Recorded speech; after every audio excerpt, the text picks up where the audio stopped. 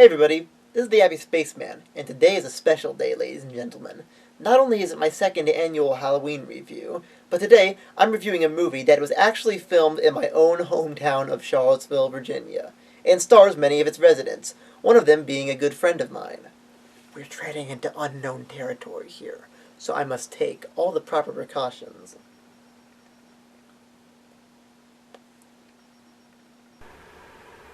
Oh man, who's calling? Hello? Hi Morgan, can I review Eat Me? Look, would you please stop calling me? It's so creepy. Okay, thanks. This is Eat Me.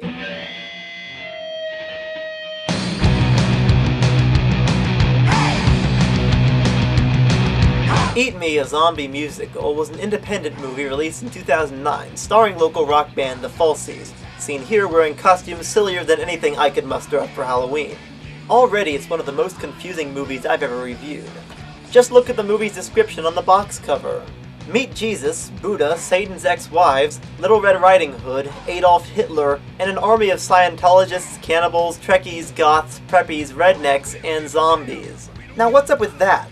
The movie is called a zombie musical, but zombies aren't even mentioned until the end of the description? This movie is so confusing that I don't even know what to call it. The most official title for the movie is Eat Me the Musical, which is shown in the opening credits and the DVD menu. But the IMDb page and the movie's website both refer to it as Eat Me a Zombie Musical. I would simply call it Eat Me, but there was another musical released the same year called Eat Me that also involves zombies. Was there just a zombie musical trend in 2009 that I missed? In addition, not even the DVD case can make up its mind about what it's called. It's not often when I see a DVD case that's arguing with itself. Look, the front cover says Eat Me a Zombie Musical, the side says Eat Me the Musical, and the back says Dinner Party of the Damned. Oh, wait, never mind. That's just a short included on the DVD as a special feature. Which brings me to my next question. Why does this DVD have special features? It's not exactly an easy DVD to buy, but it still has special features. Look, there's a deleted scene, some outtakes, an unrelated short film, and even a trailer for another movie. That's actually kind of genius. Hey, if someone's going to order this obscure movie, they might as well get the full Eat Me package. I actually wish more DVDs did that. Hell, Monster Mash, the movie I reviewed last Halloween, didn't come with any special features, and that was from a mainstream company. But apart from the title and the special features, what do I think of Eat Me? Well, it's already a lot better than Monster Mash, so that's a plus. Eat Me is distributed by independent film company Amoeba Films, which has 8 movies in their IMDb filmography, and if I'm going by Eat Me's logic, each of them probably has several alternate titles. The movie starts on a guy eating his lunch on a park bench, while a little girl eats hers next to him. I don't see how this could possibly go wrong. I'll trade you this shiny red apple for that double cream snack cake. Your mother sucks cocks in hell. Wouldn't you like to have a devil cream inside your mouth right now? What the hell was that? Will that ever be acknowledged again? Was that even part of the movie? Honestly, I don't know if it was, because the next scene seems more like the proper start of the movie. Though it is interesting seeing Charlottesville locations here that I recognize, like the downtown mall and the Water Street parking garage. Here we get to hear the opening narration of our main character, Peter. People are always asking me, Peter, what are you gonna do with your life? If only there was some kind of zombie musical being filmed nearby where I could express myself. Or he could audition for a role in the Rocky Horror Picture Show. God, I haven't been so aroused by a man in a bra since I saw Mark Volman in Frank Zappa's 200 Motels. Yep, I own 200 Motels on DVD. You have permission to think I'm cool now. I gotta admit, the visuals here are really confusing, but if you listen to the lyrics, it all starts to make sense. Truly the deepest lyrics our generation has ever heard. What this title doesn't tell you is that if you display this date in Britain, it's still 6606.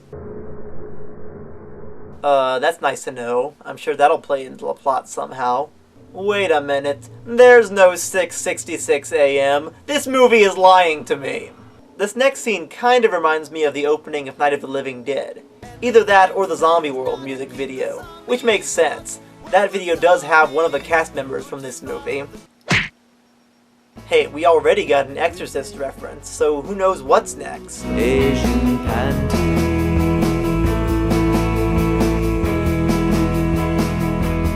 Oh, Asian panties. Because why beat around the bush? And apparently Asian panties make them all really happy for some reason. Did they just forget that they were at a funeral? This next scene starts with some obviously fake fire as we introduce some of our supporting characters. Babs, Skip, Scooter, and Brittany, a group of Scientologists. Let's give him the test. The test. We will quiz you on your knowledge of Battlefield Earth. Hey wait, these questions are going by too fast! I can't read them! Also, according to lists, you count from 1, 2, 3, 49, 102, 165, 200. What do the Scientologists have to say? So we have you evaluated as on the brink of self-destruction. Well, you seem awful happy when saying that. But all this talk about Scientology makes Peter think about a field of cows for some reason, and about a hot woman collecting shrooms. This is Morgan, another main character. And this wouldn't be the last time she'd have to deal with zombies. The disease is spreading, you don't have any friends. But what I'm more interested in is, who are those guys? Hey, it's the movie I reviewed last Halloween. Seriously, screw Monster Mash, screw Monster Mash, screw Monster Mash! Oh no, not the shrooms! We now meet another main character, Lance, who is just returning from the set of Family Guy. And he seems to be hunting something, because I guess there's no better camouflage in the forest than a chicken costume. But what is he hunting for?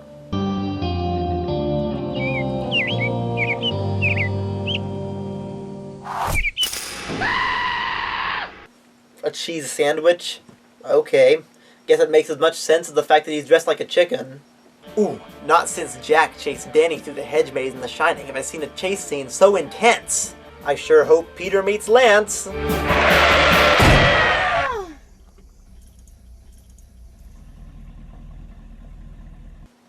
Or just hit him with a bus, I suppose. By the way, in the next scene we see him, he seems totally fine despite being hit by a bus. Don't you just love how they never acknowledge that? Or the fact that he's dressed like a chicken? I'd sell my soul for a cheese sandwich. Oh, cheeseitarian. And apparently the word cheeseitarian triggers a music sting, and they decide to pull off to the side of the road to play a song. Look, the chicken is behind the drums, and some Sasquatches are playing guitar and bass. They even have 4 Little Red Riding Hoods joining them, though they're dressed more like Red Hot Riding Hood. Their little song is interrupted by one of the rednecks from I Spit on Your Grave, but then the plot takes a break for the drum solo, as apparently the women in this world find men in chicken suits really attractive. And so does the narrator, for that matter. It's a drummer. He's so cute. Well, it was only a matter of time before the movie turned into a full-on strip show. Or it's turning into a snuff film. And before I forget, I can't really understand what they're saying in the chorus.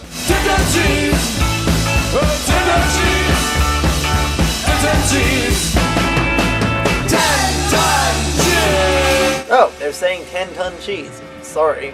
Next we meet some new characters, and no, these aren't just the same 4 women as the Little Red Riding Hoods from earlier. According to the DVD box art, these are Satan's ex-wives, but I'm not putting too much trust in something that can't even get its own title straight. They give Peter a card inviting them to a swingin' party at 1616 Old Scratch Road. Huh, that's the most subtle address since Darkwood Manor. We don't really get to know much about these characters, but they do sing a song about Satan. Well, he's a charming guy in a suit of flies. He likes to tell you lies. He likes to gouge your eyes. Yikes! If he's so charming, then why is he gouging your eyes? He makes us stay out all night, but we don't put up a fight.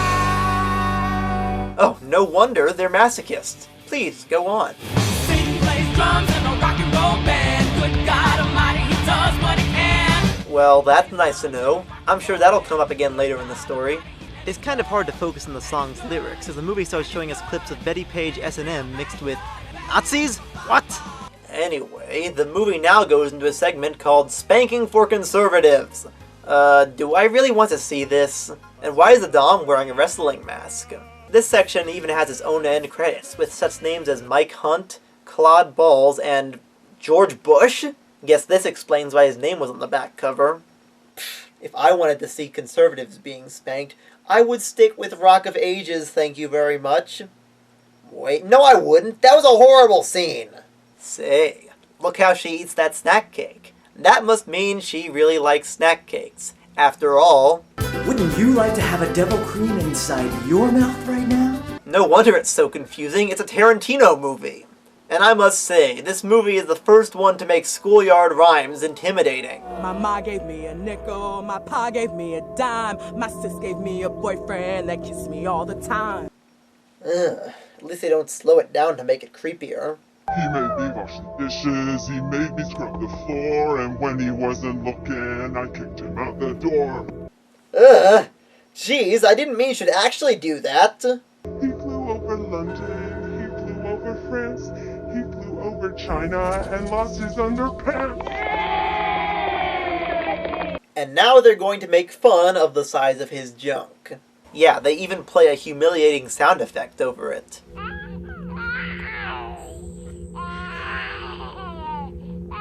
Dude, just punch her in the face and get out of there! Ooh, maybe that wasn't such a good idea. But while they're beating the crap out of this guy, we meet another character, Jesse. Hey, there's a cheese sandwich! Quick, give it to Lance, he's a cheesetarian. Also, why are they creepily stalking her like a kidnapper about to snag his next victim? Jesse goes into a tattoo parlor and sings her own song. And then it turns into a Monty Python movie. How else do you explain the out-of-place Terry Gilliam-esque animation? By the way, this is the first movie I reviewed where I actually had to censor something. Peter and the chicken decide to turn around to get her.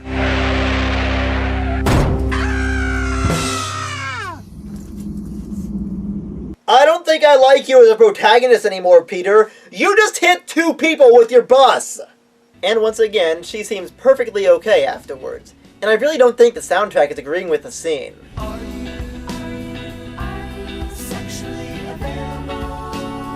And it's made even weirder when the narrator starts talking again. Yeah, it looks like there's nothing on my calendar, so I am free right now. I'm going here. Let me check my condom supply. Oh, look, I got like a case of condoms. That should be enough. Who's saying this? This doesn't sound like it could be describing any of the characters in this scene right now. Ugh, I hate it when insects hit my windshield and bleed all over it. Jesus! What? Do you have anything to drink? I'm totally thirsty. Ah, John 19, verse 28. Whereas it was written, Jesus says he's thirsty and is given a drink of water by a man in a skirt and a guy in a chicken suit. Do you often ponder over your own inferiority? Well, we'd have to ask Mary Magdalene about that now, wouldn't we? Speaking of Jesus, we meet a televangelist, and you know you can trust him because he's played by none other than Brian Weimer, the director himself. And the Scientologists come back. Jesus. Oh boy, this is gonna be good! And they still seem to have the counting screwed up. 1, 149, 167, 200. I hope they have an explanation for this. So we have you evaluated as on the brink of self-destruction. Deja vu. Wait, and now it's claymation? I'll give the movie this. Claymation is incredibly hard to do, so kudos. This reminds me of that one Frank Zappa music video where his hand turns into an alien and bites him in the neck. This next animation is a little more questionable. How does a bus drive on train tracks? And what are the lyrics here? Donde está mis pantalones? Where are my pants? Who is asking this? So far, none of the main characters wear pants. We see some pictures pulled off of Google Images now, and wait a minute. I call BS. I see the guy's hand. Oh, never mind. As if this movie didn't have enough characters, we also meet Josh, who's reading a book while being spied on by Ed Gein over here. And this guy's back in the movie too. Ugh, where the hell is Morgan? I haven't seen her since the beginning of the movie. Oh, there she is. And how does this song go again? I'll have some cheese, cheese, cheese, if you please, please, please. I'll have some cheese, cheese, cheese, and cheesy cheese. this is the second song I've heard today about cheese. What is this movie's fascination with the dairy industry? What's so special about the cheesemakers? Well, obviously, it's not meant to be taken literally. It refers to any manufacturers of dairy products. Hey, the director's name is Brian. It turns out these people are cannibals and want to cut up Morgan to make her into meat. And what a coincidence, our main characters wind up in the same place. This guy lets Morgan free for some reason, and she escapes. Jesse, you're being chased by cannibals with knives. Do you really think you have time to sing and dance? You aren't in West Side Story. See? You just got stabbed. Well, at least Morgan and Josh are okay. Oh my god, what is with this guy and hitting people with buses? Quick, hit Jesse with a bus. By the logic of this world, she'll be completely fine afterwards and won't die. Well, at least Peter and the gang are okay. Wait, what? Wait a minute, this can't be the end. Are you happy? Are you happy? Can we work on a happy ending, please? Yeah, and maybe an ending with more zombies in it. No, seriously. We're over halfway through, and I've yet to see a single zombie in a movie called Eat Me, a Zombie Musical. Oh, I'm sorry. Eat Me, the musical. You lied, cheated, committed adultery, or taken the Lord's name in vain? Well, then you need Larry's lightning rods, god damn it!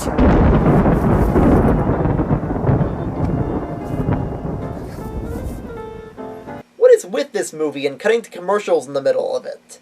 Morgan and Josh join the gang and they decide to go to the party. But they must not be in any rush to get there, because they still pull off on the side of the road and give the lead singer a butt shot. Also, this happens.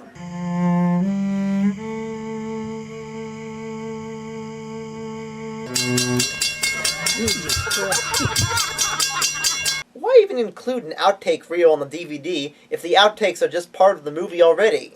And they're only now breaking out the drugs? I thought everyone in this movie was high to begin with. Is that pot? Kudzu. So they smoke their, well, kudzu. And this is also the first movie I've had to review with subtitles. Not because it's in a foreign language, but because the audio is being played backwards.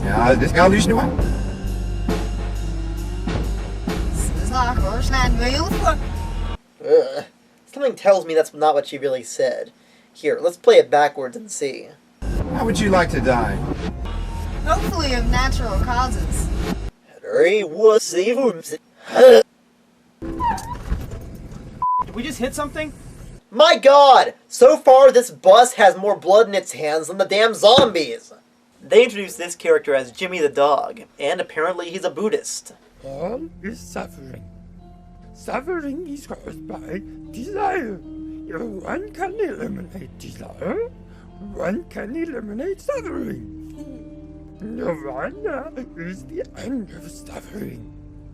That's the thing about this movie. It actually goes into some deep topics, like existentialism or the Four Noble Truths. It starts to shape out to be much more brilliant than it appears. And then it disguises itself when something silly happens.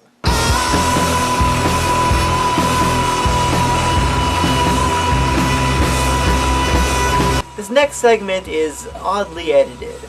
As the dog sings, we cut randomly to gravestones with each of their names. So are we supposed to assume that they're dead during all of this?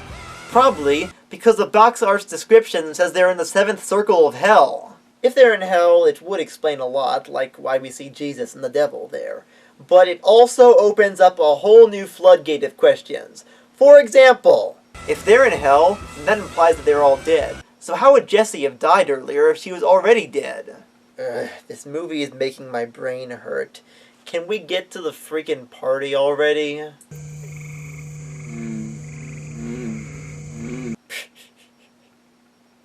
I didn't add that title. This movie has become self-aware.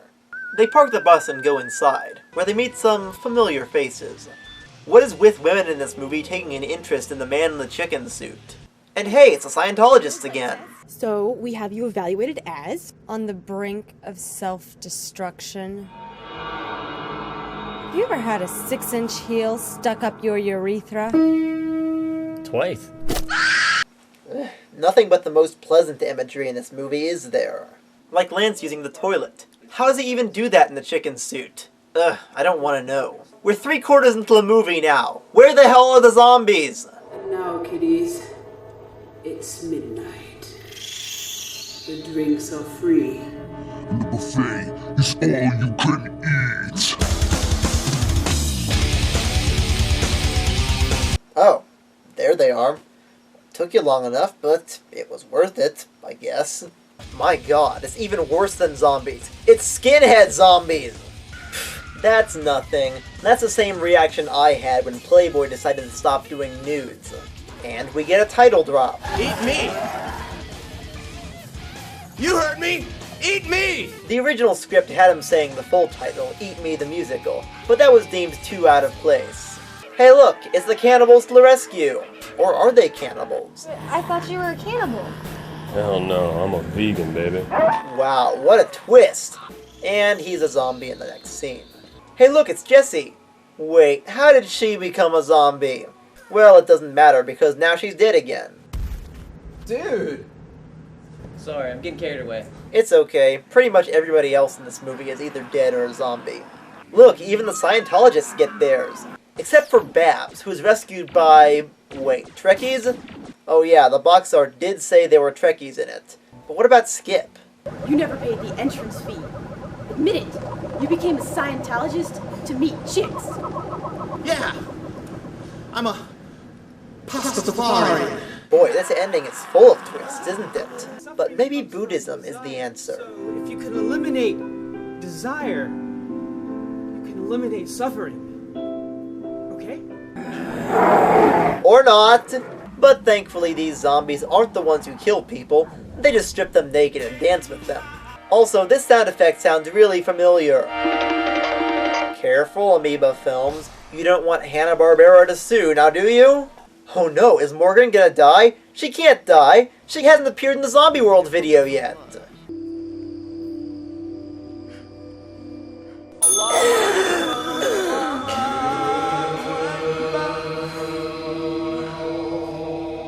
What a trip. You know what? I think I'll just break out an earlier clip for this. What?! I forgot that a person's tears can not only make someone recover from a zombie bite, but also give them a sick makeover. And make this happen. And I lost 47 pounds. They make it to the stage, but alas, the zombies are all around. Could this be the end? I love you. I love you. I love you. You. Rude.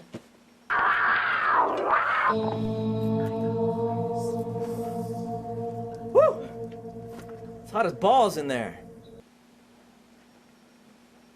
What?! So Lance was the devil all along? Well, that twist came completely out of nowhere and wasn't foreshadowed in the slightest. Though there was this. Sing, plays drums in a rock and roll band. Good God Almighty, he does what he can. And there was the fact that Satan's ex-wives were all hot for him. Also, the chicken and the devil were both played by Lance Brenner, the movie's songwriter. Wouldn't you like to have a devil cream inside your mouth right now? Okay, so the twist was very well prepared. But the real twist ending of the movie is that all of the Falsies survived until the end of the movie. Well, except for Jessie, she's still dead. And why aren't the zombies eating them? Do they just really like their music?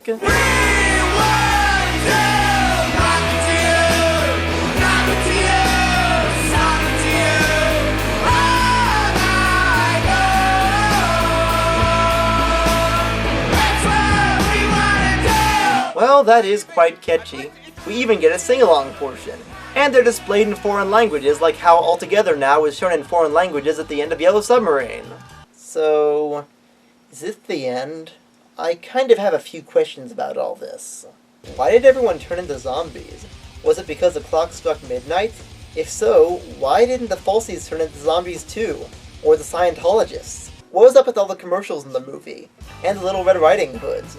Why did Jimmy the dog talk? Why was the devil wearing a chicken suit throughout most of the movie? Why'd they introduce Jessie as a major character in the movie if they're just going to kill her off halfway through? But most importantly, is this movie really taking place in hell? Because if so, then hell doesn't seem too bad. The Falsies saved the world from zombies and became major rock gods despite having just met and never practiced together. Honestly, hell seems kind of awesome. Are we going to get an answer to any of these questions? Is there any beer left? Oh, well, that explains everything. I'm not exactly the first person to watch Eat Me.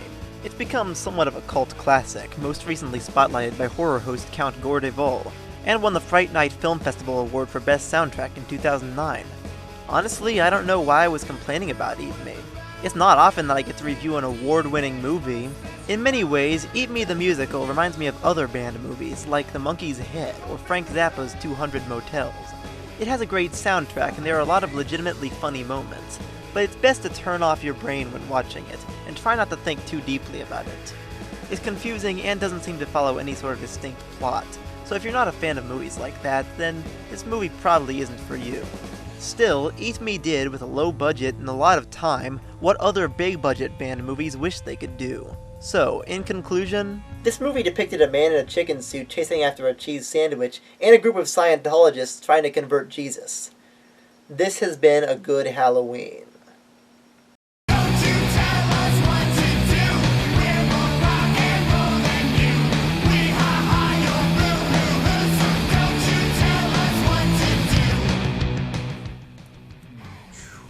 I should come up with good phrases like that too, you know? You should. And at least you're stuck. Letters in red? I mean, that's perfect for me. I have to get my own book, though. I really don't have an official one. I actually got some people to write mine for me. I'm surprised you don't have groupies. Oh, I do. I have plenty, but they're pretty lazy. I mean, I get all the slackers. Do you often ponder over your own inferiority?